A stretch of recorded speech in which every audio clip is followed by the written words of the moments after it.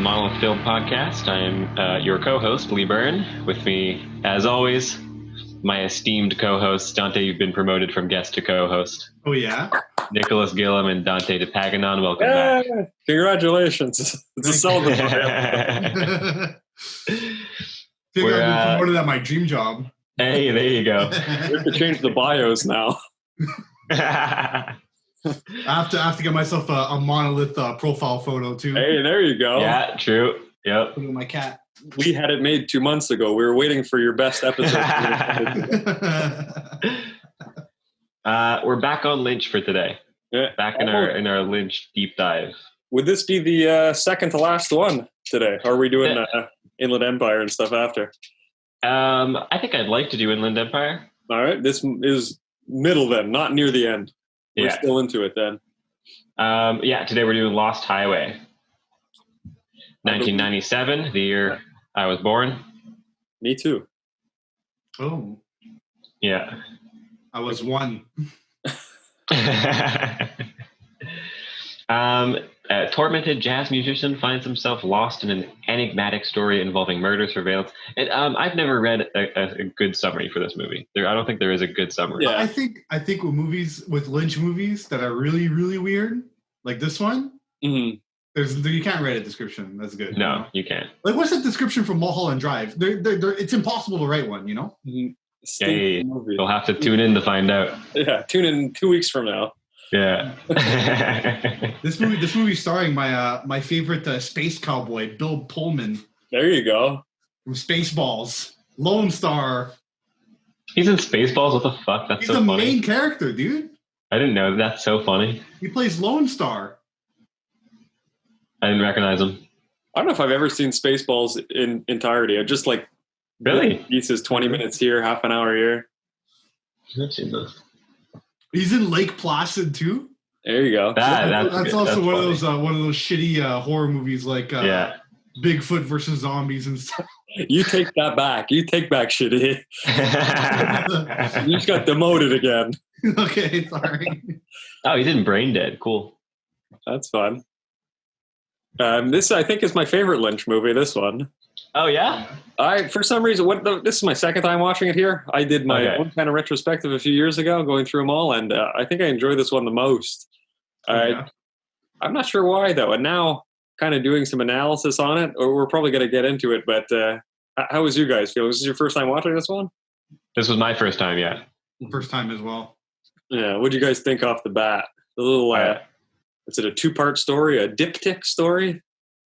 Pretty, yeah, I guess. But I think it's a little more complicated than the diptych story. I just like the word.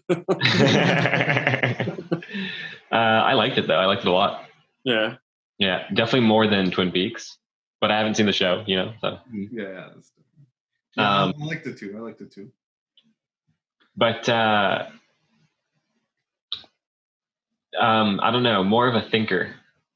Yeah. Like with Blue Velvet, I think I enjoyed watching Blue Velvet more, but I enjoyed thinking about Lost Highway more. Did you guys do any kind of online analyses, reading what other people had written about the movie? I did zero. I did some research. Okay, because I was disappointed in other people's analyses that they're kind of, I don't know. Me too. It's more fun. There's more to do it than little Freudian analysis. But I probably what you were reading there too, Lee. I read like Zizek has an analysis of this movie. Oh yeah. Yeah, and that's fun. I was reading a lot of like actual published like psychological journal analyses of the movie. Yeah, and it was like way too fucking advanced for me. Okay. What did Zizek say about it? Yeah, that's pretty much it. That sums it up. No, but like you said, a lot of Freudian, and what's the other psychoanalyst? Like Jung? Carl Jung? No. Starts with an L. Lacan. I only know the two to sound smart. But just like, I don't know, just too dense of a psychoanalysis for anyone who isn't a psychoanalyst to understand. It was kind of pointless. Yeah. And I also felt like their analyses were so specific to one part of the movie But they kind of ignored a lot of the rest of the movie. Yeah, well, like for the people who don't know what we're talking about, I think the story goes that he's kind of Bill Pullman, he's kind of an impotent character, and then someone's sending him and his wife VHS tapes showing someone entering their house or spying on them, and he gets weird messages on his speaker box to buzz people in the door. And after a while, maybe a third of the way into the movie, we find out that he's supposed to have killed his wife. He goes to jail, gets electrocuted. During his electrocution, his personality is supposed to split into different people. And then the story, the psychoanalysis is that it's each part of the, what is it? It's ego, id, and superego. Yeah, those are the three. Yeah, so it splits into these three different characters. And then the mystery man, Peter, the young kid, and Mr. Eddie, the gangster, and they kind of gang up and kill each other and work to beat each other up. And then at the end, it's back to Bill. But I don't like that analysis. I don't find it makes sense. I don't think it makes sense with the other points of the story that happen. I hadn't read that, but I don't like that either. No. I mean, it kind of makes sense what they're saying is they're going, what is it? I don't know the definitions of the three types. Right. But I don't know. They would point, like you were saying, to one instance where they go, oh, well, whatever, the superego is for rules and structure and stuff. And that's why the gangster boss gets mad at the guy for tailgating. But I mean, he's also a gangster that's killing people. And like, it's not very, I don't know, one instance of it. And I don't know, they're saying that the id or his inner being, he wants to be this young virile guy who's banging tons of chicks. And I don't know, I didn't really like the way it added up. It was too by the books or too by the numbers. Like the definitions were, I don't know, they didn't fit exactly, but you kind of played the movie to fit into these definitions. Yeah, that doesn't really click with me. No, I didn't like it. Hold on, you guys are losing me. I did zero analysis on this movie. I didn't read any analysis whatsoever about this movie. And I'm just sitting here like, what the fuck are you guys talking about? Yeah. Okay, I like the movie. Yeah. I hated the soundtrack. Oh yeah, you didn't like it? Why is there Rammstein in this movie?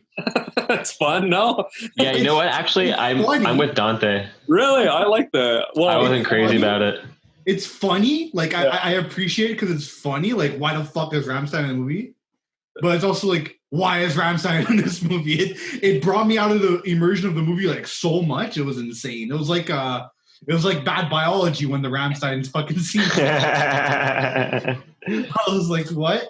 Did you guys like the cameos in it, though? You got some Marilyn Manson, some Henry Rollins in it. The Marilyn Manson made me fucking laugh. I didn't notice the Henry Rollins the first time. Second time, I don't know who that is. He's a singer for Black Flag.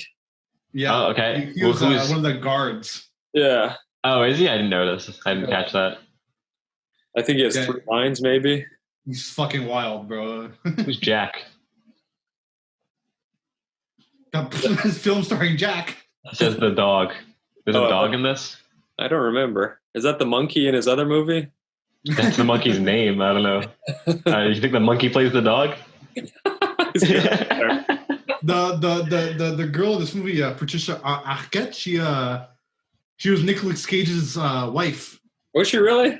Yeah. During the filming of this movie, she was married to Nicolas Cage. Nice, dude. Mm-hmm. Good for him. Nicolas Cage is a friend of the show. With 2 C's in this movie, fam. There you go. Yeah, Nick Cage rules, dude. I was just watching his swear words show on Netflix. Fun enough. Yeah, I heard about that. It's pretty funny. I just watched The Color Out of Space. Oh, no. That's based on an H.P. Lovecraft story. Okay. Came out last year with Nick Cage. It's fun. It's a good time. Yeah. He's always fun. He's a fun guy. Yeah. He's, I mean, there's overacting and there's Nick Cage kind of overacting. He's fun when he does it. Yeah. Yeah.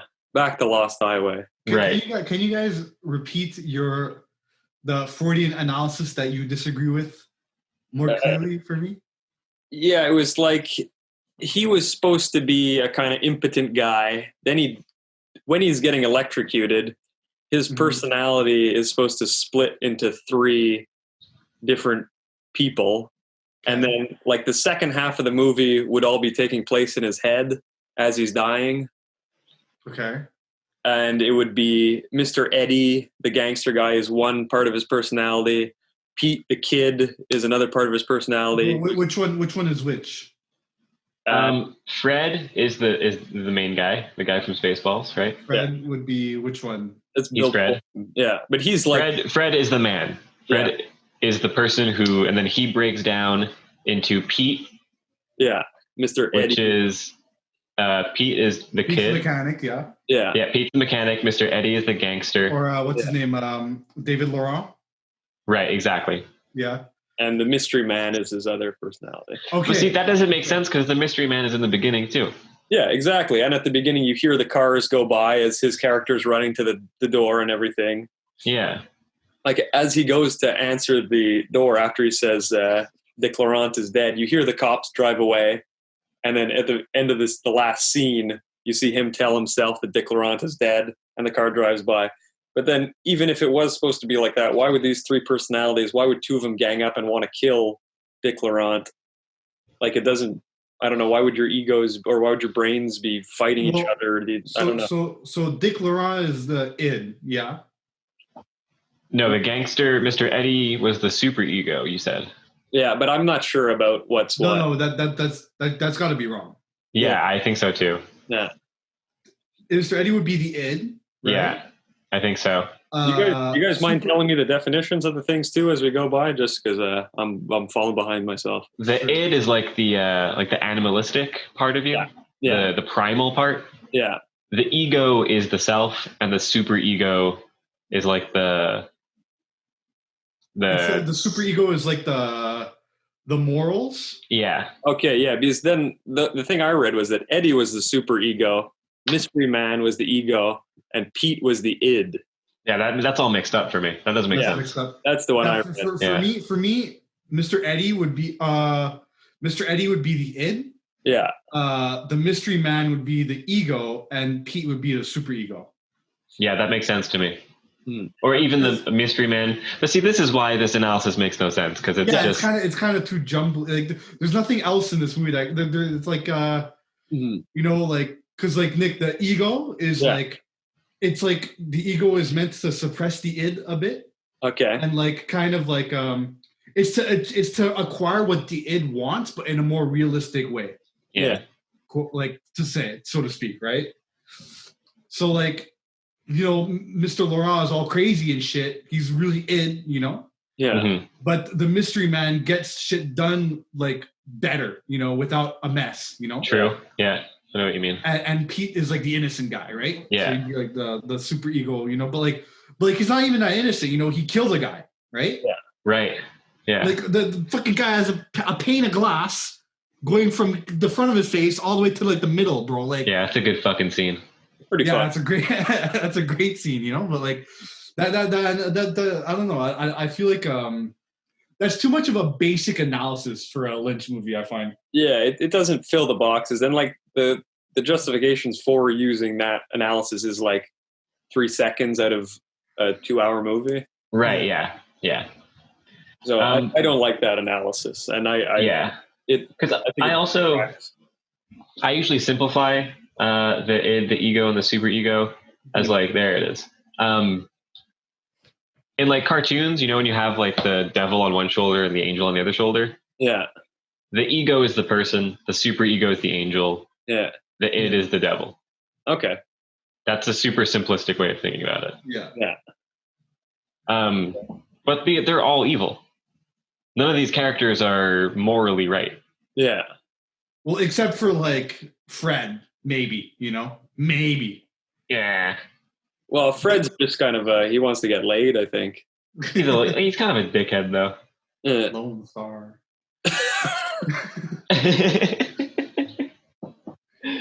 Yogurt. But I also don't like that analysis because I'd rather the events of this movie be real. Mm-hmm. Yeah. I don't want half the movie to happen in this guy's brain. Yeah. I want there to be some like magic realism, where this is the world we're presented by Lynch is a world where this shit is possible. Yeah, exactly. Maybe it doesn't make sense, right? Because even the police cars are like, "What the fuck just happened?" Yeah, but it's a world where, it's that this is what happens. I don't think we're supposed to take it as metaphorical. No. Yeah. Fully. There is a metaphor in there, but I think we're supposed to analyze it as if the plot is the plot. That's what really happens. And when we look at the rest of his retrospective, there's no other moments of kind of dream sequence going in someone's brain and ooh, this is a magic sequence. It's all supposed to be real. Yeah, exactly. Yeah. You're supposed to live in Lynch's world. Yeah. Not assume Lynch lives in our world. Yeah, that's kind of what makes the world so strange and interesting. Yeah. Is that they're kind of these weird realist or magic realist things happening in this real lived world. Yeah, even in Twin Peaks, it's very mystical, Yeah. Yeah. It's very informed by the land kind of thing, Yeah, it's folklore almost. Folklore, like informed by the folklore, Yeah. And I agree 100% with Lee, because the Freudian analysis assumes that the second part of the movie takes place after Fred gets executed. Yeah. Right. Which I think is the opposite. I think it happened before. I know what you mean. I think the second part of this movie doesn't just happen before. I think this is like a circular thing. Yeah. In one of the papers I read, I'll find them at the end and I'll cite them. We'll do a whole MLA Works Cited page at the end of this podcast. Yeah, well, we always do. I get Peter to do it after each show. Yeah, there you go. But there's you guys are familiar with the Mobius strip? Yeah. So that's how the plot was described. That's a very good way of describing it. Yeah. So it's not quite circular because there's a flip halfway through, but it is cyclical. It's cyclical with a flip. Yeah. So the change in person is that twist in the Mobius strip. Yeah. And the rest cycles over. So at the end, right, he's back on the Lost Highway, and it's kind of implied that he switches back to Pete. Yeah. Or to Fred. Or to Fred, or whatever. Yeah. Cool. He switched to Fred. Oh, I think after he stabs Eddie in the tank. No, even before that, while they're waiting for the mystery man to show up at his shack in the desert to give them the passports, I think the line that makes him switch is Alice, who is the same person as Renee, I think we're supposed to believe. Oh, and she says that you can't have me. Exactly. Yeah, okay. Yeah. First time watching this movie, I thought it was a beach house. I thought he'd gone to the beach. Yeah, me too. Yeah, it looks a lot like a beach house, but now it's some just shack in the desert. But why would it be also? It's what's it called? What's that town called? The Yaba? The Yaba. You don't like the Yaba. You don't like the Yaba. That's what, look, he's even driving the car like those fucking Aussies. Fuck, ripping it through the fucking desert, man. Yeah, ripping it through the outback. Just dinging kangaroos in the back. Oh God. Not the ruse. You saying it's like a Mobius strip is such a great analogy. Yeah, I like that too. Yeah. Well, thanks for watching the podcast. There you go. That's it. End of story. That's such a good way of describing it, though. Yeah, for those who don't know, a Mobius strip is like a circle. I guess it's hard to describe. And think of like a flat strip. Mm. A flat strip, right? Yeah. And you know how? Oh, I got a piece of tape right here. There you go. I got perfect. I was just looking for something to give an example of with too. I'll totally do it. Hold on. You know those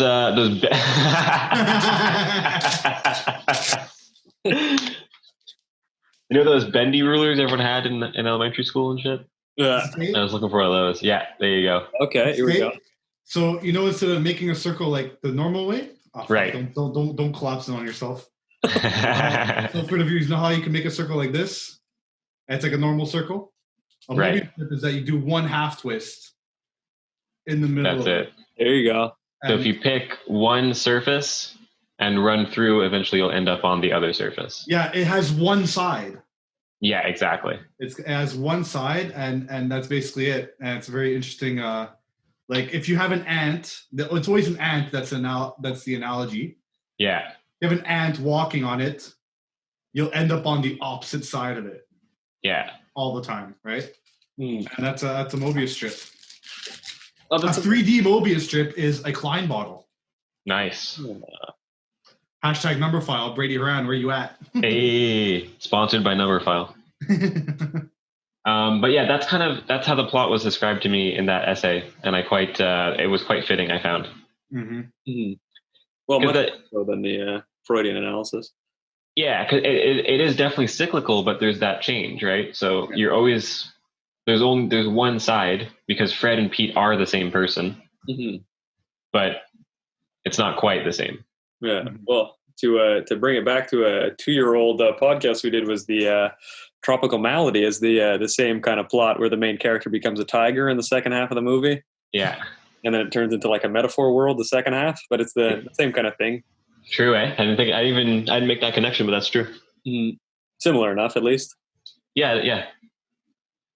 Same sort of plot device. We do see some more motifs, some classic Lynch motifs in this movie that we've seen over and over again. Yeah, my favorite being two people just talking, having a normal conversation. You just hear like really drony, disturbing ambient music in the background. Is that is that this scene?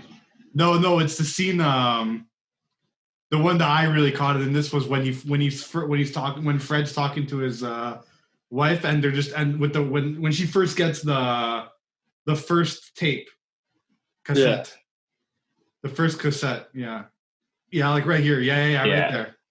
And you hear just like this Silent Hill music in the fucking background. They're just talking, you know. Yeah, this whole first part where they're just in their apartment living their life is fucking eerie. Oh yeah, it's weird how uncomfortable they are together. Yeah. The house itself feels like it's against you. Just these dark corridors, some weird shadows, and I thought originally, like, because you know how this like shelf on the left with the plants, it's like above like waist level. I thought like they were living in a house that was like enlarged. You know, like all the furniture was enlarged in their house. That's so funny. So I thought some cat in the hat shit, you know. Is there a TV stand too? Just two triangles, two prisms, blocks. 2 yoga blocks. I wrote that in my notes. I wrote, my TV stand is a couple of yoga blocks too. Nice.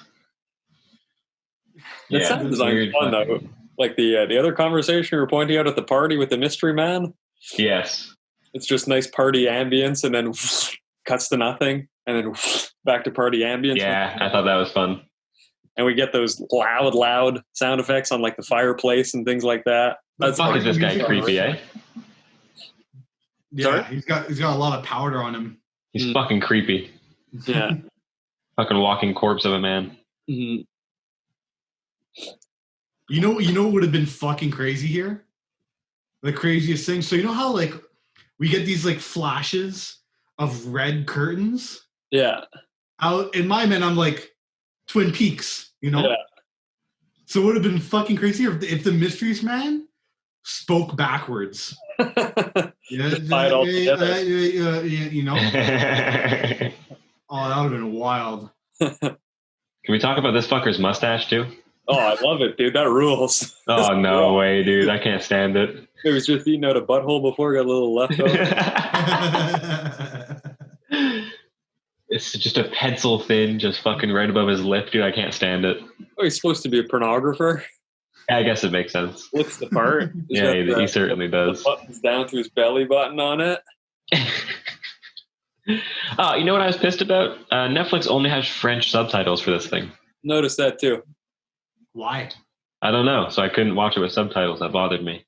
Didn't watch it at all then. Especially, I find the mix weird. Oh, you found it? Like you were saying, Dante, with the ambient noise in the back. I found it hard to hear what the hell they were saying a lot of the time. Yeah, sometimes I definitely spent a lot more effort trying to listen to it, but I didn't have a hard time, you know. But I mean, that could I can understand English, unlike you. I don't need subtitles. That could be like by design, like in Eraserhead, though, where they want the world itself to be this kind of mean, nasty place, and you hear these kind of industrial sounds in the background.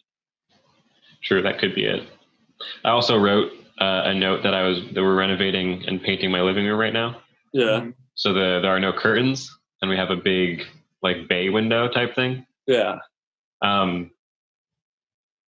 And I watched it in the middle of the day, so like any scene that it was dark, all I saw was my reflection in the TV. That sucks. Yeah. So that was Imagine when you're watching the first sex scene, and instead of the mystery man's face being in her face, you just see Lee. Oh fuck, that'd be so funny.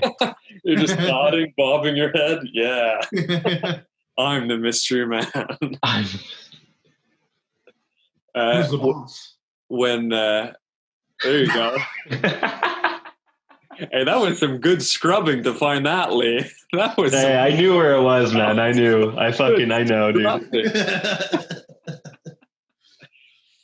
I kind of like the little nod to Blue Velvet in this too. When Pete first wakes up in his body, and he's kind of lounging in his chair like Jeffrey at the end of the movie, and you have the white picket fence in the back and the roses. Yeah. I just scrubbed to that too.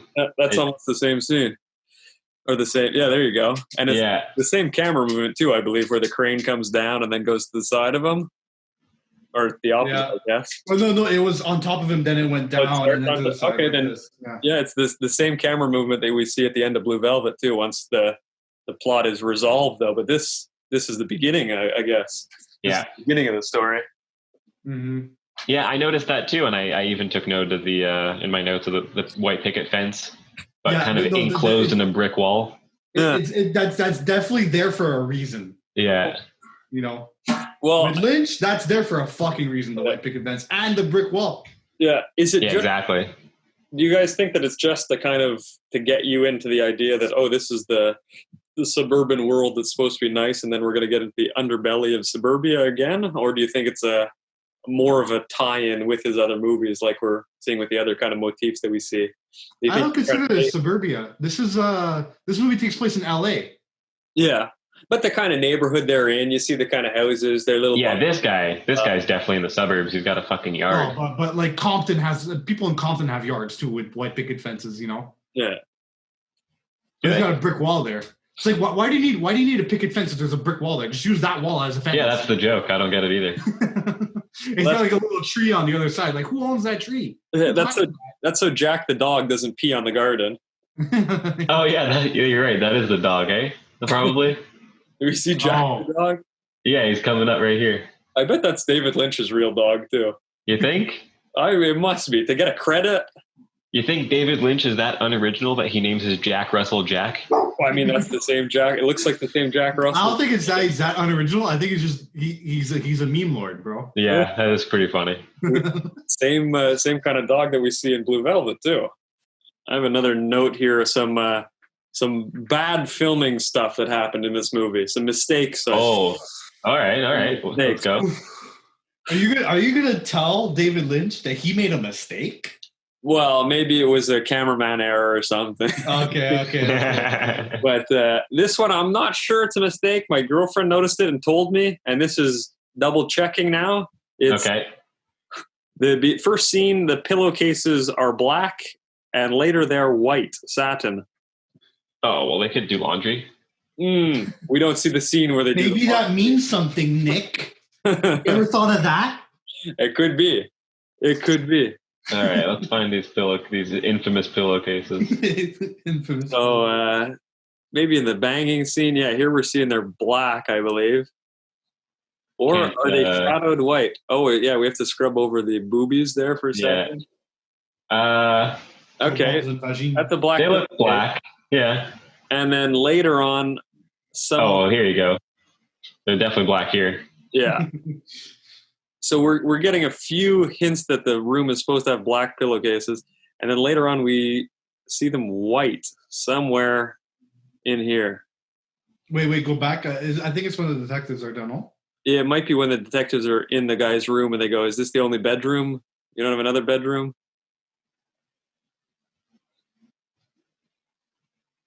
Okay, come on. Show us the. Oh, Yeah. Oh, are we gonna get a wide shot? I don't think we come get on. one. You don't think we get one? Not even when they walk in? No. Doesn't look like it, eh? Always back. Yeah. How amazing would it be if that was Kiefer Sutherland right there? That would rule. That would rule. That would rock. I'd like to see them all tied together. Oh, it might be that scene right there, Lee. Are these white pillowcases now? They look white to me. Oh, they are white. Yeah, here, let's scrub a little forward here.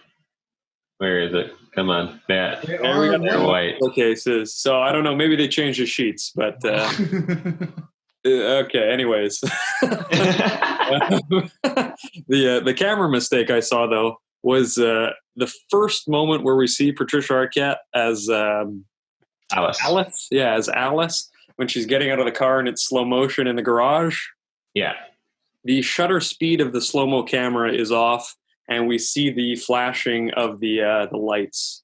Really? The fluorescent lights. Like the shutter speed isn't timed with the fluorescent lights, so we see the flash of the lights on her. Yeah. Instead of it being smooth. Yeah. There you see. Oh, yeah. Yeah, you see it. So that's the cameraman not putting his shutter speed at the right thing. Unless it was an effect he wanted and it kind of looks cool, flashy, it's more style. But if you wanted a clean camera thing, you would have changed the shutter speed. It could just be the light bulb naturally flickering. Yeah. But if you tune your shutter speed to the right thing, you could time it. Yeah.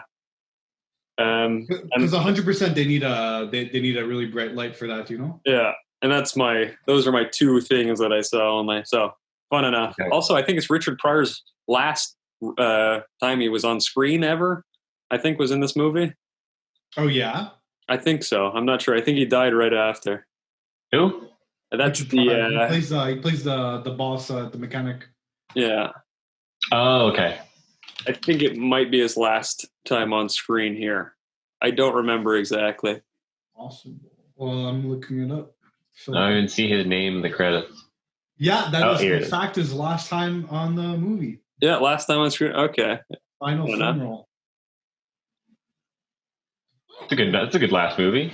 Yeah, good enough. I thought end off on a Lynch.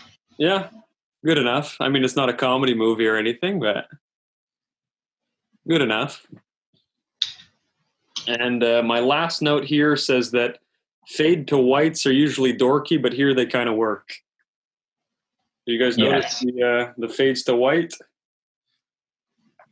I believe some in the sex scenes where it just kind of goes and then right back to after the bang kind of thing. But I don't know. Usually they're kind of goofy and ethereal going into white and coming back, but they're kind of a bit stylish here.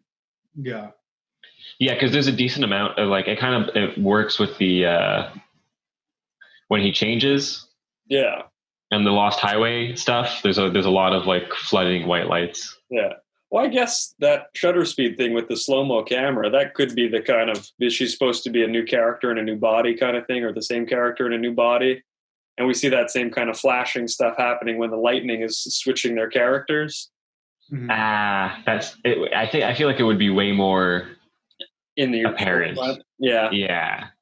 Yeah, a little trying to save him there, grasping at straws there, but that is something that could have been fixed with some shutter speed. Yeah. Or get a better light that doesn't flicker, Yeah. That's more constant, get a more expensive light, Mm. Works out. Interesting. The only, apart from some analysis stuff, the only other note I have, just the in the beginning scene of just Fred walking around his apartment. Yeah. It's very good framing, very good. It really gives you that sense of paranoia that he's feeling. Yeah. Mm-hmm. Look at this fucking small windows, boxed in apartment. Mm. It's tight composition too for a steady cam.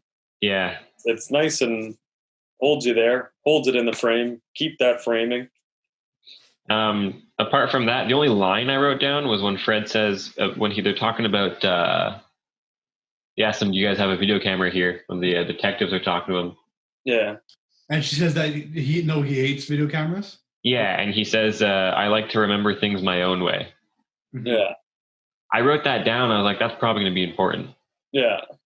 But I don't know. I think it is important, but it's like, yeah, I never figured it out. It feel when he said that line, it feels like, when you watch like a shitty movie and with bad writing, but there's that one part that has good writing. Yes, yeah. That's what that felt like a little bit. Yeah, I agree. Yeah, that's it felt like the second he said it, I was like, "Oh, I should write that down." Yeah. Yeah. The only notes I have are Bill Pullman played Lone Star in Spaceballs. Yeah. TV stand is a yoga blocks, like I told you guys, and the first note I had was amazing opening credits. I fucking love. Oh, dude, I have that exact same note. Credits of this fucking movie. That is amazing. I have the exact same note. Perfect for these opening credits, dude. It's so cool. It's fucking long too. I like how long it is. I love it. Yeah. But the thing is, with the beginnings of this movie, like you were saying, with his apartment and the paranoia, and with the fucking opening credits, it just adds to so much to that it's a fucking cyclical plot, Yeah, it's cool. Or Mobius plot in a way, because like at the end, there's also this fucking highway shit, Yeah, the ending credits are the same. Yeah, so it's boom, Yeah. Boom, boom, boom.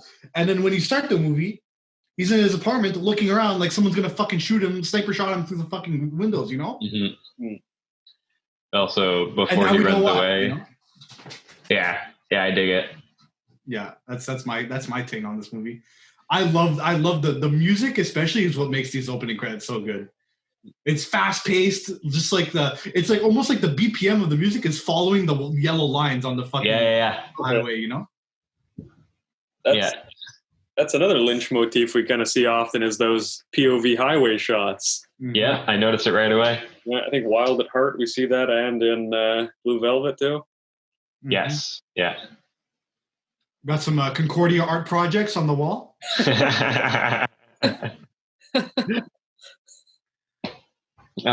guys want to dive into my personal analysis? Yeah, let's crank it out.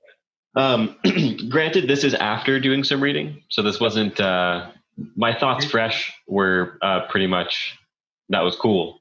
Reading Russian stroke man philosopher analysis.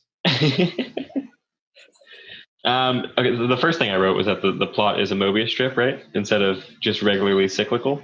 Yeah. Then I found what intrigued me most about the movie, surprisingly, wasn't the random change in character from Pete to Fred, or from Fred to Pete, rather. Yeah. What didn't make sense to me was the mystery man. Because the switch in character, I was like, yeah, okay, I'll accept it. It's a Lynch world, whatever. That can happen. Let's enjoy. But the mystery man's the only character that doesn't change. Yeah. Out of this personal world. Like, obviously the detectives are there in the beginning and after. Yeah. But they're not as involved, Like, Renee changes, she becomes Alice. Yeah. So why is the mystery man there the whole time? Because he is the constant. Right. So then what's the constant that he represents? But isn't he the video camera that remembers things as they are? Like, he's the only one who knows everything that's happening. He's the only guy who knows. He's the omnipotent mystery guy. But I don't know what role he would play. I wrote out that the mystery man represents the problems in their relationship that are constantly at the edge of Fred's conscious. Yeah. So like that's why when he's at the party, the mystery man is at the party with him, but it's also at his house. Yeah. Because the problems they're having are in their bedroom. But when he's out in public, he's still thinking about her cheating. Yeah. Like those insecurities, those problems that like desire or will to control her is there, and that's what. And that's the mystery man. Yeah, the mystery man's that part. So like I guess I could kind of get the whole Freudian thing where the mystery man was what whatever one of the three the ego. Yeah, but I do think the mystery man is part of Fred and Pete. Yeah, but then why doesn't, if that's the case, why does the mystery man help him kill Mr. Eddie? Wouldn't he want to kill the mystery man?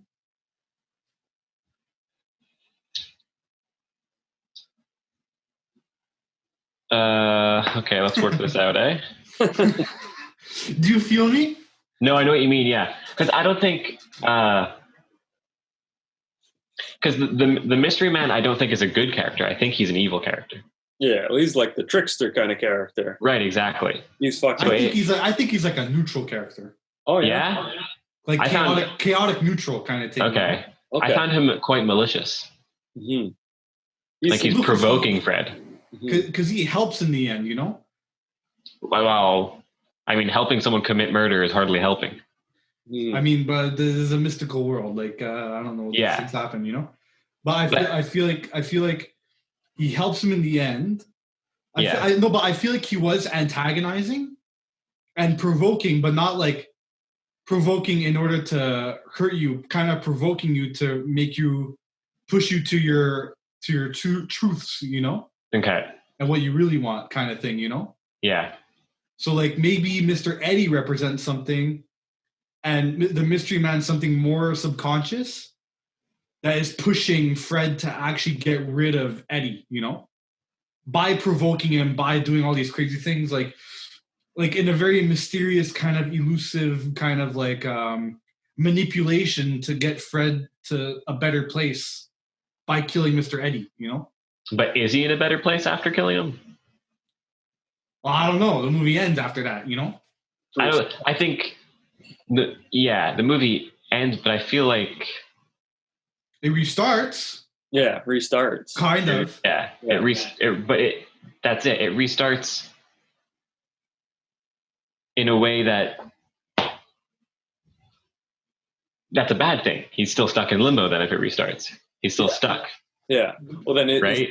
Is the mystery man the guy who's keeping everything static? Then he's keeping the world as it is. Okay, we're keeping the cycle going. We're having here, then we're having this guy here. We're having Bill, Pete, back and forth. Yeah, I think the mystery man kind of represents Fred's like psychosis in a way. Yeah, the psychotic part in his brain. Mm-hmm. Like, because I think this movie is about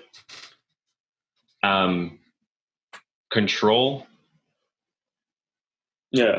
sex, and desire. Mm-hmm. I mean, sex and desire is in all of Lynch's movies. Yeah, but I feel like this one specifically explores the need to control that desire. Yeah, because Fred, I don't think the problem in their relationship is that she's cheating, is that Renee's cheating. Yeah, I think the problem is that he can't control her. Yeah, because when he becomes Pete, he's given the option to become the mistress, the one, not the one cheated on, but the one cheated with. And he takes it happily. Yeah. So obviously his problem isn't with the moral pitfalls of cheating. Mm-hmm. It's with his possession over women. Yeah. And the mystery man is like that part, that the psychosis part of his brain that makes him obsessive about this control. That's why it's the issues in the relationship. It's that part that's there always. It's with him when he's Fred at the party, but it's back home because it never leaves home. That's where the problem is. Mm-hmm. And it's with him when he starts fucking around with Alice when he's Pete. Because the mystery man only comes in when Dick Laurent catches on and threatens to kill him. Yeah. And it kicks him back into psychosis. And then he's there at the end when he switches back into Fred. He helps him kill Dick Laurent. And then the cycle repeats because he was given a second chance as Pete mm-hmm. to abandon that part of his brain. And he chose willingly to fall into immorality. And so his punishment is to stay in the cycle. Makes sense to me. Yeah. Uh-huh. Yeah. So that made sense. That was clear. Yeah. Yeah. I like it. That's what I got. Yeah. You don't also some stuff about like some like you were saying, recurring motifs. There's some stuff like technology as a tool for this type of stuff in a negative light, like the videotape is like the physical manifestation of Fred's possessive rage. Mm. And like it becomes so real that even the investigators believe he's a murderer, even though he didn't necessarily kill Renee because she's Alice. Yeah. Well, do we think that what happened there? Well, I think it's like Dante said. I think the Pete stuff, it's a cycle, right? So it doesn't matter what happens first. Yeah. But I think Renee and Alice are the same person. Yeah. Mm-hmm. Well, we see. Yeah, in the picture later, they become the one. Right. Yeah. So I think it's some otherworldly test for Pete and Fred, this switching characters to see whether or not it's him who's fucked up or it's a situation that's fucked up. And we find out that it's him. He's the problem. And we find that out through the mystery man. You know what I mean? Yeah. Yeah. Because if we're presented with Fred, I think we're supposed to feel bad for him in the beginning. Well, that pat on the back is brutal. The what? The pat on the back there? Yeah. That's brutal. Yeah, exactly. So we're supposed to feel bad for him. But I think by the end of the movie, we're not. We're supposed to feel like he's the bad guy. Yeah. He's just not a good guy. Yeah. And he's tested constantly. Tortured sax player, bro. And he's given, the opportunity to do better as a second. He's literally given a second life. And he still makes the wrong decisions. And he still decides to be a bad person. Yeah. So in that case, do you think the mystery man is the good one trying to change him? No. Okay. No, I think the mystery man is his psychosis acting through him. Okay. I think the mystery man represents the part in his brain that's not necessarily telling him to do all these bad things, but is somehow forcing him to. It's the part, but it's not just the part of his brain, because I think it also represents the infidelity in the relationship. Like it represents everything in the world that is causing him to be this way, but it's more personal than it's more internal than it is external. Okay. Yeah. I feel you. Yeah. Yeah. So I think like I think what the movie is saying is that the only way to live life is to instead of creating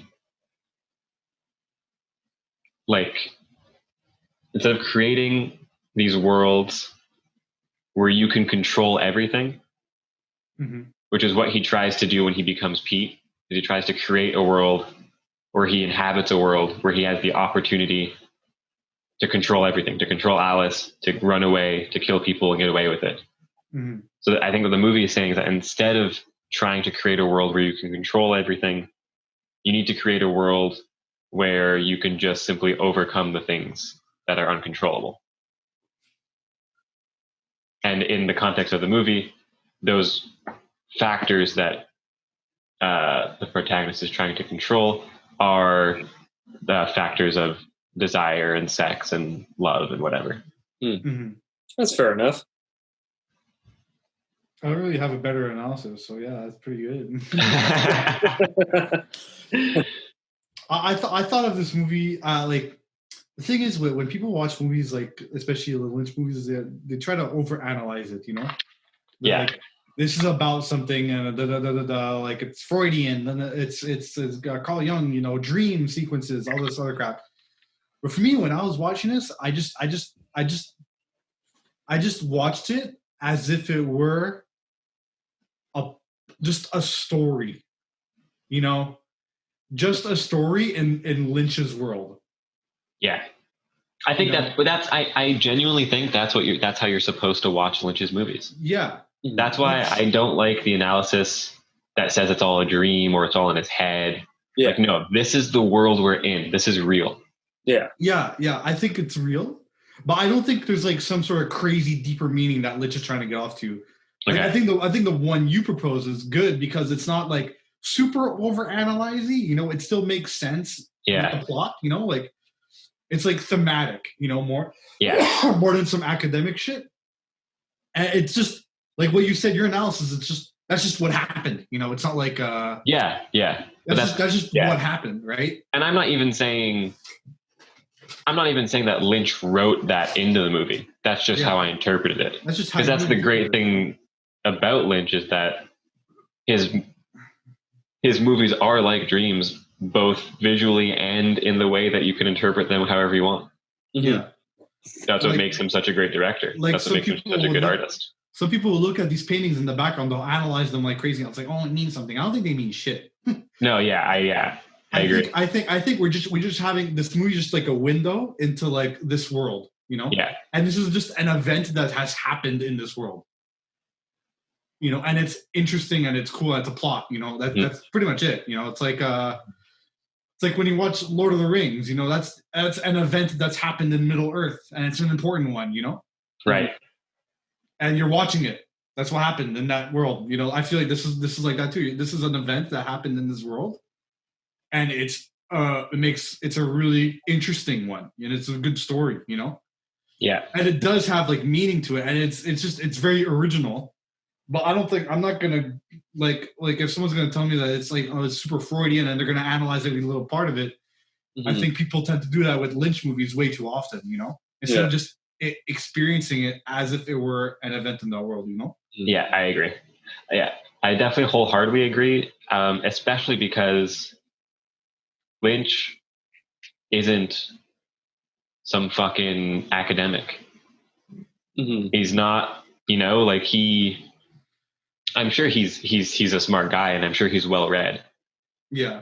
But that I don't think he thinks that way when he writes a movie.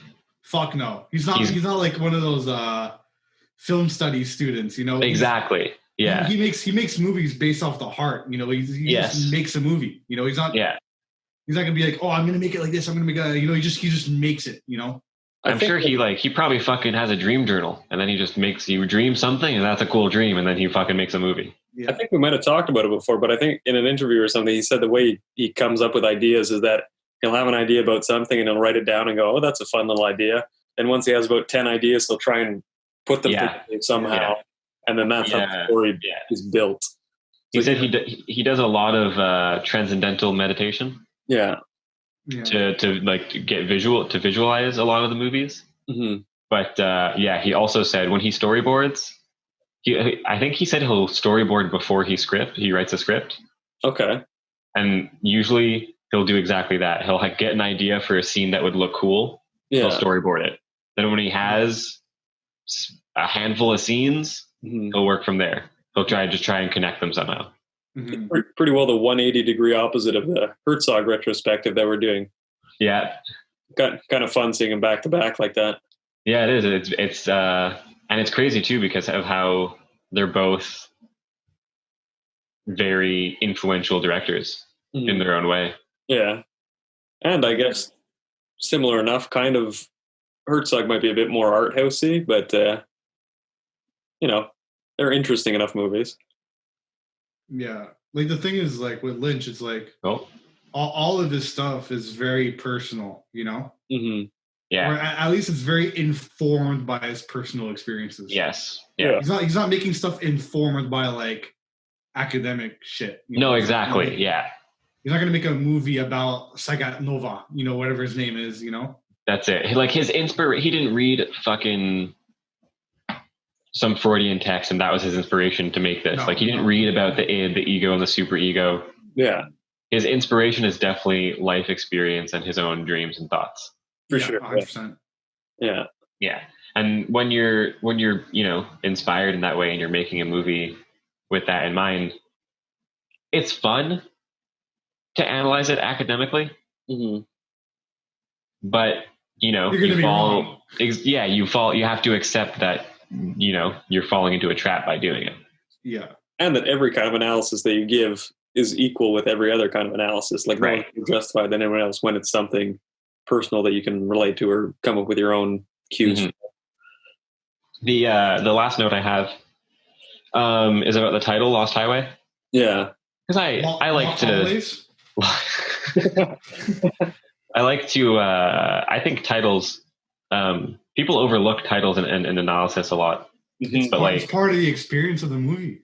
It's also like, especially in film, mm-hmm. it's one of, if not the only written piece of information the director chose specifically. Yeah. So it's usually pretty important, I feel, unless it's like, like you called this movie The Lighthouse earlier, Dante, and we did the Lighthouse movie. Yeah. Why is it called The Lighthouse? All right, that's pretty obvious. Yeah. But like, why is it called Sharknado? There's a tornado with sharks in it. Right, exactly. But with Lynch, I find like his titles are even more important. Mm-hmm. Like Eraserhead. Yeah. There's that obviously that one scene is the most important, or at least it was probably the first that he thought of. Mm-hmm. Blue Velvet. To interesting title for what? There's like one scene, it's the name of the dress. The dress is Blue Velvet or whatever. Pretty well. Sucks on it for a minute. Yeah. Lee, I think you make a very interesting point with the title thing that you just said. It's like the opposite of books. Right. Books, it's all words. Exactly. But like for me, when I read a book, you know how like when you're reading a book and you create the images in your mind? Yeah. Every book I've read, the images in my mind are always informed by how the cover looks. Okay. Yes. Okay. Like, I know what you mean. Like not I'm not like saying like I judge a book by cover, but like the vibe of the book, the feeling I get from it, the atmosphere is very informed by that cover. Yes, I know exactly what you mean. So it's like where a book, it's all words and the cover informs it. Yeah. Movies, it's all images, but the words inform it, and the words are on that title. Yeah. I like what you said, Lee, there, where that's like the one thing that the directors kind of put to words is the title. Yeah. Like, if you're a good director, you shouldn't have any kind of writing anywhere in the movie. Yeah. That's why I was kind of upset with the Pomegranates last week, where we have these full title credits with the writing on everything. Like, I don't know, why not have a fun way to integrate it narratively? You have the narrator say it, or you do something else with it. Or even like in a movie when you go to a new setting and it says Brooklyn or something big on screen, and you go, there's a better way than you can show that you're in Brooklyn than writing Brooklyn. Yeah, for real. Yeah. So for Lost Highway, I feel like it's more like of the feeling of being on a lost highway. Like you're just lost on a highway. Never ends. Never, exactly. Everything. Like, did I see that tree again? Fuck, I see that same tree again. Right. I think that's the exact feeling of limbo. That's the exact feeling of not having any control in your life. You're there, you know where you are, you're on a highway, but it's the lost highway. Like you're not really sure what's going on, but you're there. And like you were saying before with the limbo, like the highway is in between places. So he's not at a destination, he's in between somewhere. Mm-hmm. Yeah. And it's interesting that there's no I think. Yeah. It's not the lost highway. It's just lost highway.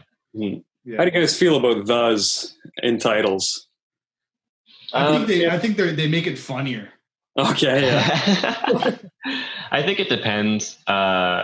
I think that's why I'm bringing it up with this, because I think it definitely changes it. Like I mentioned the Lighthouse. If it was just called Lighthouse, Yeah. Because it's not just any lighthouse, it's the lighthouse, it's that lighthouse. Yeah. That's what matters. And this, it's not the Lost Highway because there's not just one special Lost Highway. Yeah. Anyone can have their own Lost Highway. It's not like a noun. Right, exactly.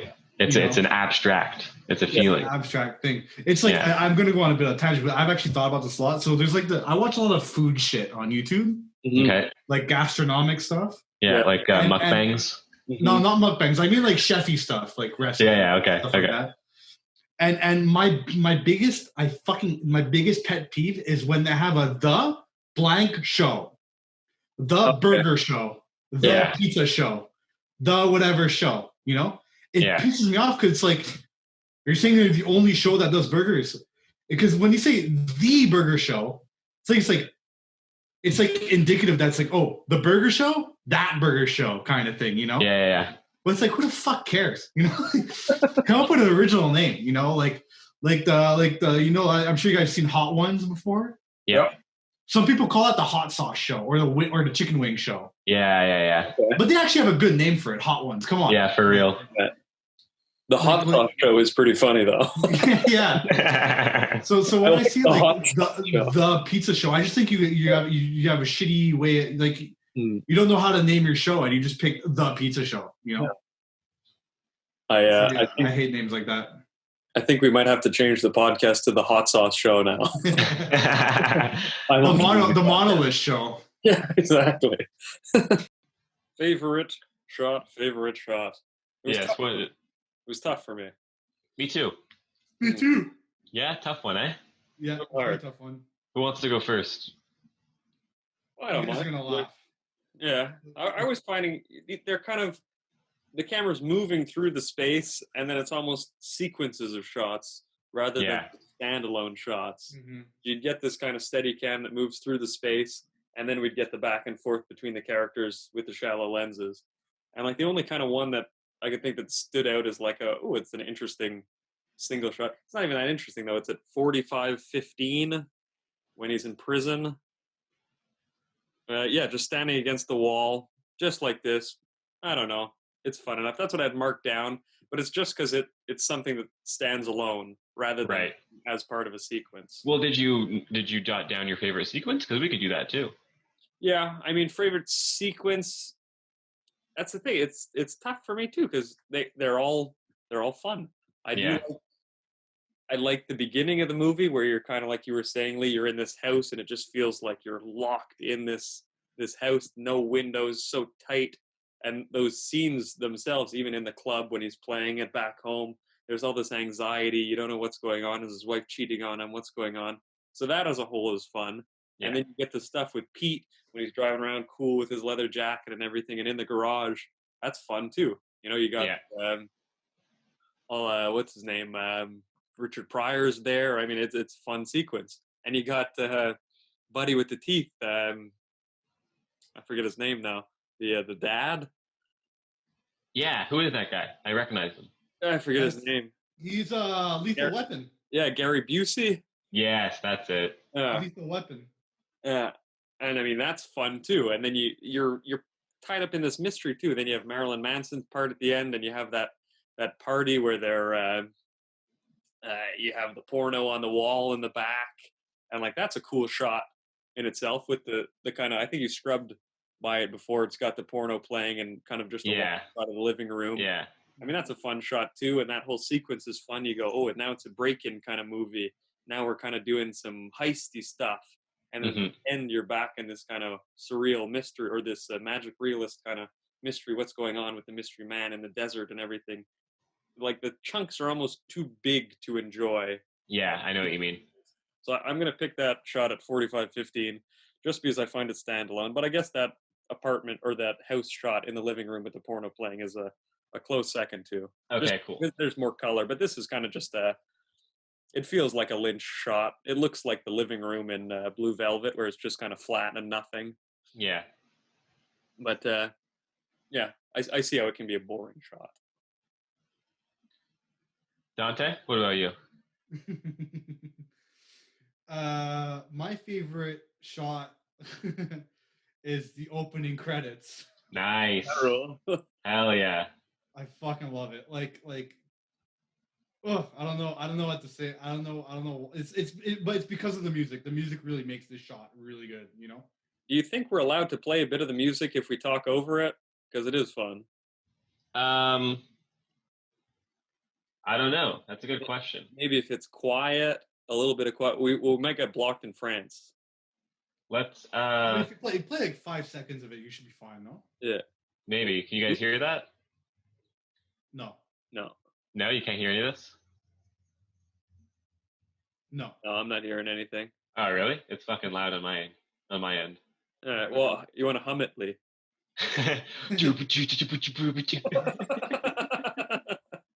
I really love this opening sequence. Other than that, I would say, well, this is my favorite shot because this is one shot, right? Yeah. Right. Well, I have a question for you, Dante. Though, do you think it's a looped shot that was filmed on like one kind of quarter-mile stretch, and they just looped it over again at high speed, or do you think it's a fake shot altogether with a static camera and just a sheet rolling in front of them? Yeah, something like that. Because this seems like a long strip of highway. I'm not familiar with the desert. I think it's looped, like you said. Yeah. Yeah, but also it's not like highways like this long aren't that uncommon in the U.S. You know. Yeah, I think it's real, dude. I think it's a legit shot. You think it's a one shot, Lee? Yeah, I do. With no lights on nothing. Nothing. All right. I think it's great. I think it's fucking great. Other than that, my favorite sequence would be the porno, like the same one that you said, porno in the background. Towards the end of the movie, you know. At Mustache's house. Yeah, exactly. At Mustache Cool Question's house. You guys want to try and guess what mine is? I feel like it's predictable based on my taste in general. It's the fucking guy's head in the table. You're fucking damn right it is, man. I fucking love that shot, dude. I like where you see him from top down. Yeah, no, I like the face, dude. I love that. I love it. The camera movement into this little shot is fantastic too. Yeah. What do you think that fucking table's made out of? It's not glass. If it was glass, you would have smashed right through it, you know? Yeah. I don't know, maybe plexiglass or something? I love it. But you're right, the reverse of this is really cool too. You just see his body kind of flopped there. Yeah, that's great.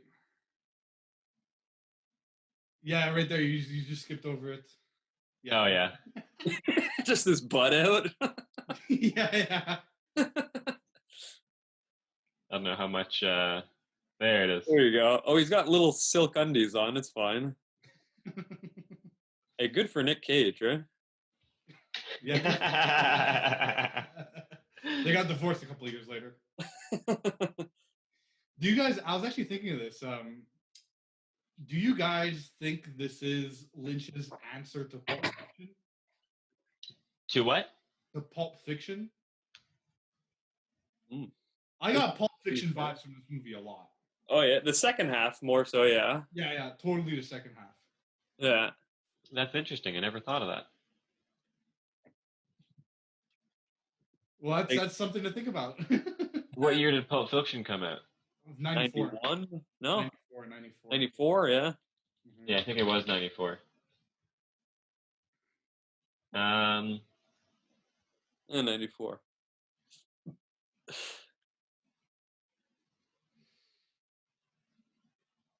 No.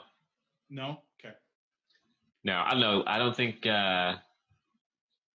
For some reason, I feel like Lynch wouldn't be concerned with other people's work. Yeah. He would just make whatever he wants. But maybe aesthetically. Yeah. Yeah, maybe in aesthetic, he'll take some cool things that look at. Maybe. Mm-hmm. And we do see the Steadicam in these kind of LA houses, the same kind of style there. Mm-hmm. Yeah. Also, I have a question for you, Nick. I was talking shit about Rammstein music earlier. What do you like about the soundtrack? I don't know. It's just fun. Like, you wouldn't hear something like that. Normally in a movie you'd hear like an orchestral score or some kind of synthy bed over everything. Whoa. But here you get some songs, like you don't hear metal often or any kind of hard kind of rocky music in movies often.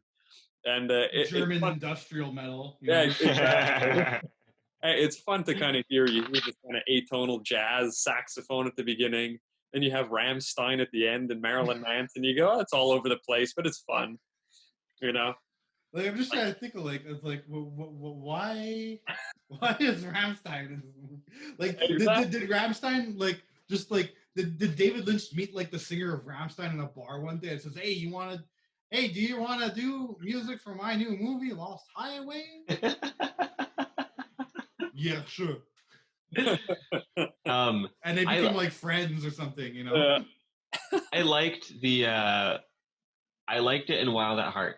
Because Lynch did that in Wild at Heart too. The random metal. Yeah. It was better. I liked it there. Yeah. Here I was like, okay. All right.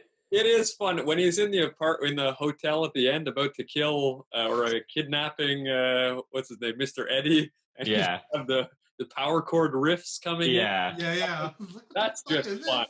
It is, but it feels very goofy. Yeah, but it's very goofy. Yeah. It's fun though. I'm loving every second of it. I'm going, give me some more power chords. Yeah. Okay. So it's got a 3.9 on Letterboxd. Okay.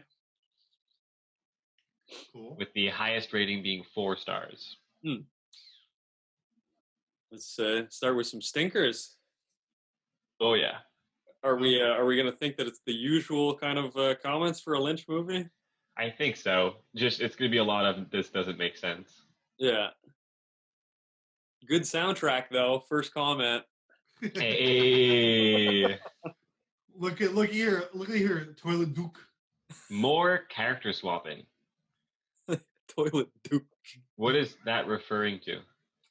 I think he's talking about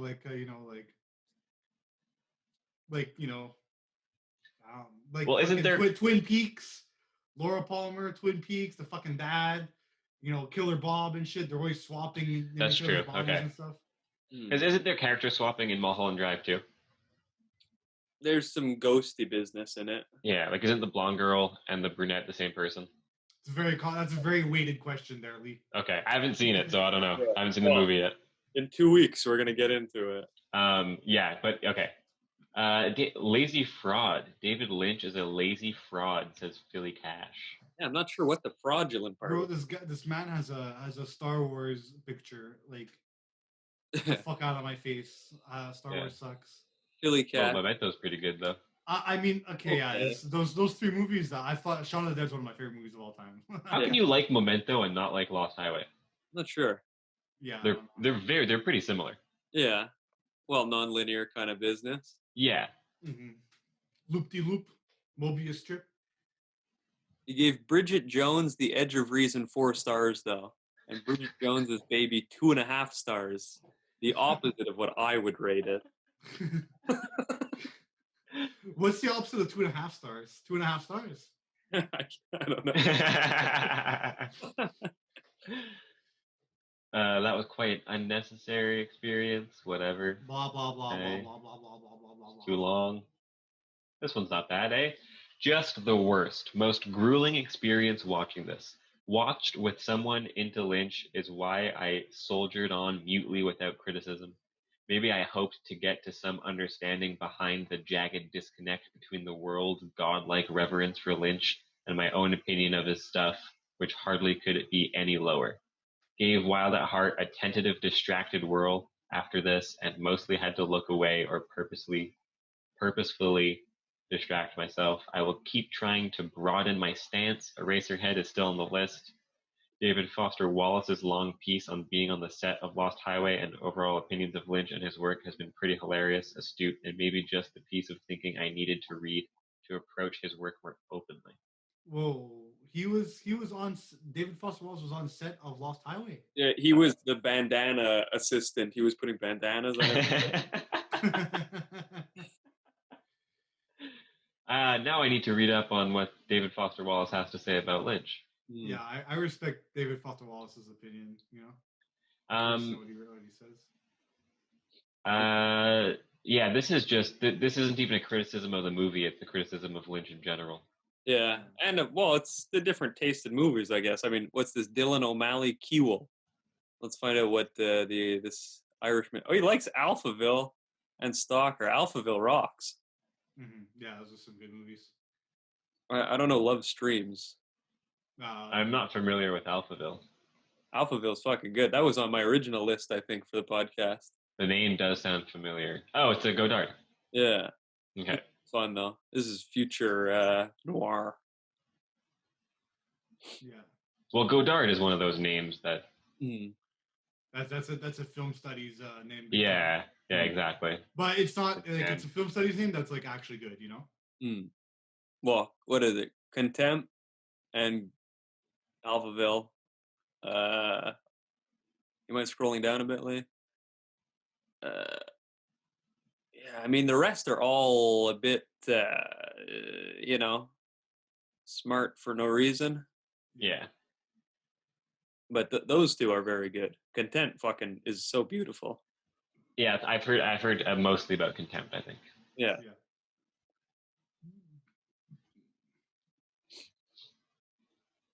Okie dokie. All right. One word, regret. That'll be a no from me, dog. So boring. Now, this movie is far from boring. Yeah, I love it. There's pretty much always something going on. Yeah, and always something strange and the mystery, and you're not intrigued by the mystery overall. Utter trash and pointlessly perverse to the point of being insulting. Florence was insulted. Florenk. Yeah. Yeah, this person might be like Mormon or something, though. No offense to the Mormon community. They don't like leather jackets. Not a lot of substance in these half-star reviews. Mm-hmm. To me, Lost Highway was always and always will be a clumsy, overly hipster, overly hyped first application of what Lynch would do in a flawless and perfectionist manner a few years later with Mulholland Drive. A test run of some ideas totally unstructured and out of focus, primary offering to polish over the years, a failed first exam concluding with an A+. That's funny. I mean, it's possible. I don't know. I have the complete reverse opinion, though. I think Mulholland Drive is trash, and I love this movie. Oh, yeah? You have said that before. It's beyond my understanding, and probably one of the biggest enigmas of film history, how Lynch could pull off one of the worst films of the 90s, followed by one of my top 10 favorite films of all time within 4 years. This guy is just shitting on Lost Highway for the sake of sucking Mulholland Drive's cock. Yeah. So I'm going to skip the rest of it because it's just more about Mulholland Drive. Yeah. A lot of Spanish reviews. Another doo-doo Lynch movie. A good watch if you enjoy being insufferable in social situations. Yeah, a lot of conversations in this movie were very socially awkward. Oh, well, this guy likes the Seventh Seal, so. Which one is that? That's where you're playing chess with death. Yes. Yeah. Okay. You don't like? You don't like this? I mean, that's one of the movies that people put up and go, "Ooh, I'm cool."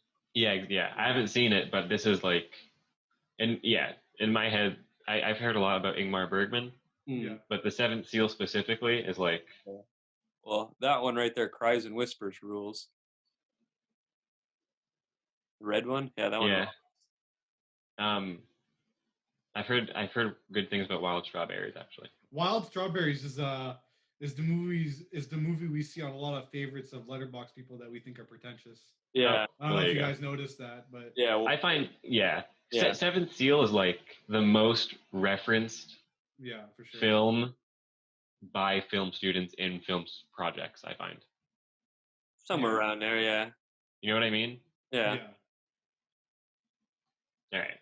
Moving on. You'll get the Seventh Seal and then like Fight Club. Yeah, God, Fight Club. That would be like a classroom. I don't fucking get it. The characters are bland, the dialogue was boring, and the people weren't written like people. Okay, but that's Lynch. The people are never written like people in Lynch. They're written like fucking weird alien robots always. Yeah. The women especially have no substance and are used as plot points for the men and or sex objects. I mean, come on. for what feasible reason was there so much sex in the movie? Well, Especially sex where the woman is getting fucked like a fleshlight. Also, freaky ass Steve Buscemi. I mean, it's about sex. Yeah. Not only that, it is a very male perspective. Yeah. But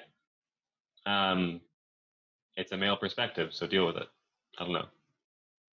She's just mad. Probably it's a woman, Judy. Like, I agree with her that the women in this are rather two-dimensional. Yeah, no, I agree, but that's kind of what it's about. You know? It would be yeah, exactly. It would be 4-dimensional though, since she's 2 characters. Right, I bet. And it's a Mobius strip of a movie, you know. So you guys want to skip the good ones? Physics your cock that into there. Yeah, let's go to the good ones. Physics your cock into there.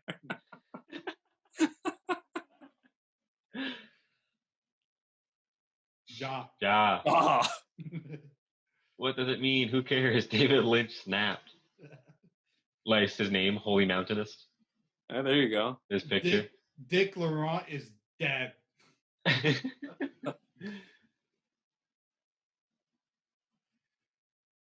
These people seem to enjoy it. This was great. Only thing that would make it better if we opened on David Lynch standing in front of a red curtain and he says, "Welcome to my twisted mind," and then opens the curtain and reveals the movie. I think that would make it a lot worse. Yeah, same. It would make this movie better if there was a joke at the beginning. Yeah.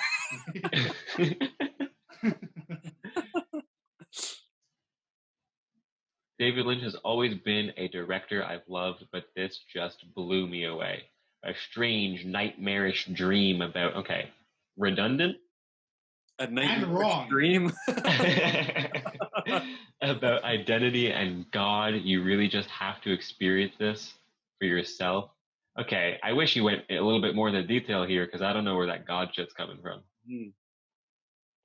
No, I think she means God like as like a and God, comma expletive, you know? Yeah. Oh, okay. Yeah. That makes more sense. No capital on it. Yeah.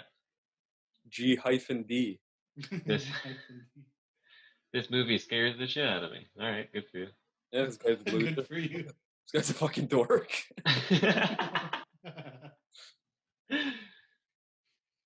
Yeah, this is not much substance here, eh? No. Well, another one, earlier version of Mulholland Drive. More Wild than the Ladder. Yeah. Well. Just not a cell phone in sight. Everyone just living in the moment. Well, actually, there is a cell phone in the movie. I was just about to say that. There's more than one. That's funny. Yeah, hold up. Meta Cinema. I was after Dante, your analysis of Twin Peaks. Mm-hmm. I was actually actively looking to analyze this in a meta way, especially because of the importance of the video camera and stuff like that. Mm-hmm. And I could not for the life of me find anything meta about this movie. No, it's not a meta movie, bro. No. I don't know what the fuck this guy's talking about. Yeah. Yeah. So, what do you guys think? Final reviews. We give it the final stamp of approval. Our stamp is binding and forever. The seal of the Monolith seal of approval. This will be forever the grade of Lost Highway. Can't change it after.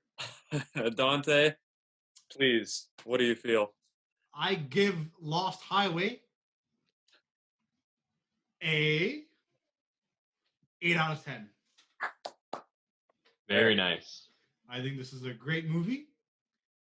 It could be boring if you are sensitive towards very seemingly dull acting. You know, these characters are not very dynamic. You know, they're like, right? Hey, sex. You know, I kill you. You know. Yeah. But very cool plot. Like it. Things I don't like. I fucking hate the soundtrack. I'm sorry. Like it's fun. It's fun, but it takes me out of the movie. You know, it breaks my immersion big time. You know. Blur my face for this. And yeah, I think it's a good movie. I think you should watch it. So. What do you think, Lee? 8 out of 10, man. Right on board with you, Dante. 8 out of 10. Great bait. 8 out of 8, mate. Mm-hmm. It is so far my second favorite Lynch film. Ooh, Actually, maybe third. First is Eraserhead so far. Yeah. Then it's either this or Wild at Heart. Okay. Probably this. Probably this is my second. Wild at Heart's my third. Yeah. Wild at Heart's fun. Yeah, it is. We're gonna get to my second favorite behind Eraserhead in a different podcast. Sorry, Nick. Well, I've only seen it once, though. My opinion may change. True. My opinion may change. Well, what's your opinion on this one? Well, you know me. I am an individualist. I'm going to give it an 8 on 10. I thought you were going to give it a 10. You sounded like you really like it. I do. I really enjoy it. I think it's a cool movie. And like you were saying, Dante, maybe the acting is here and there, but it's more of an atmosphere kind of thing. Yeah. More into the feel of the scene and the world itself that I'm in when I'm watching it. Mm-hmm. It's fun, and I have a blast throughout. But I'm going to get a solid 8 on 10. Stamp it. Monolith, 8 on 10. Approved. Boom. Give that shit a 4 out of 5 stars. Let's go. 8 on 10. Damn, boom, right there. Boom. Rated live, baby. Let's go. There we go. Well, there you have it, ladies and gentlemen. 8 out of 10 for David Lynch's 1997 Lost Highway. We're closing out the Lynch retrospective. Only a few more. 2 more, maybe? Yeah. Maybe more. 2 more. Maybe more. Empire and Mulholland Drive. You got it. Which one's next? Is Mulholland Drive next? Yes, Mulholland Drive is next. Okay, and that's in 2 weeks' time, I imagine. Yes. Okay. Just about. And, well, maybe in the future we can come back and go back to other ones, but... Yeah, well, as a joke, we can watch Dune in like half a year. Dune? Yeah, just to laugh at it. Dune is stinky.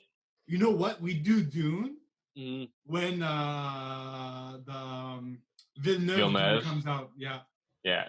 We should do Lynch's Dune, Villeneuve's Dune, and Jodorowsky's Dune. Ooh, good triple feature. A Dune triple threat, you know? Yeah. I think the Jodorowsky's Dune, I think that's on Tubi. It's on Shudder as well. It's on Shudder too. Okay, fantastic. So it's easily accessible. I love that documentary. we should name the episode Jodorowsky versus Lynch versus Villeneuve. Like the shitty horror movies, Bigfoot versus zombies. Yeah. Piranaconda versus Boa Bat. Piranaconda. So yeah, we'll be coming back from Mulholland Drive, and then we'll. Yeah, but what's your why were you willing to skip this one? Is it just I don't know. I hadn't seen it when I did my original, but I don't know. You don't really hear about this. Okay, yeah, it's one of those low key movies, you know. Yeah, I'd like to do it. I'd like to. 2000. But next. Yes, we've got it. There it is. Next, we are coming finally. The long-awaited return. The end to Werner Herzog. The final in our story until we get to Nosferatu. Right. What about the Straight Story by Lynch? Never heard of it. Mm-hmm. Me neither. I just looked at it now. It's like he directed it. Actually, I have heard of it. He didn't write it. He didn't write it though, so I don't think. Okay. Well, this movie I think was co-authors on it. I don't think he wrote this one all to himself. No, but he was a writer, you know. Yeah. Oh, he didn't do anything at all on the other one. Yeah, I know he didn't write it at all on this. Okay. Straight Story. Yeah. It's a dumb name for a movie. Dumbland. Oh, we got to do Rabbits after too. Yeah, that's good. Have you seen that on Netflix yet? On YouTube? Yeah, you showed it to me. Yeah, so funny. That and What Did Jack Do? That one was fun. I liked What Did Jack Do. Me too. It was a good time. Yeah. You guys want to review that? What did Jack do? Those were good memories watching that movie. The story of a small bug. That one sounds fun too. Ball of Bees, #1. That sounds interesting. All right, Lynch, calm down. Fuck. Settle down. Such a weird man. Fucking Well, weather report. Herzog next. Fitzcarraldo. Yes. Closes I'm excited. Closes off our Herzog retrospective until Nosferatu, of course, and then we're going to add that to the playlist. But that'll be fun. I'm watching it tonight. Nice. I'm going to crank up the Blu-ray player, throw it in, check out the special features. Ooh, Heart of Glass is my favorite movie. Oh, really? I said, have we ever done that? Have we said our favorite of all time movies? No. Well, that would be fun right now. Yours is Heart of Glass? I'd say Heart of Glass and The Killing of a Chinese Bookie are right up there. Oh, and we did both of them. Look at that, eh? And also, what's it called? Fellini Satiricon's fun, too. Fellini Satiricon's fucking great. Yeah. I'm so happy you made me watch that. Yeah, those three are kind of my favorites. It's hard for me to say. Consistently, Spirited Away, 2001. Okay. Nice. Yeah, I know, sorry. Good title. And the new Blade Runner movie. Oh, yeah. Nice. Yeah. Let's see what my favorites on Letterboxd are. Antiviral Halloween and Shoplifters. And Tetsuo the Iron Man. Tetsuo the Iron Man is actually one of my all-time favorite movies. Tetsuo rules. Yeah. Antiviral I put there as a joke after we did the podcast. Yeah. These are not updated. They were my favorite at the time, but definitely Tetsuo.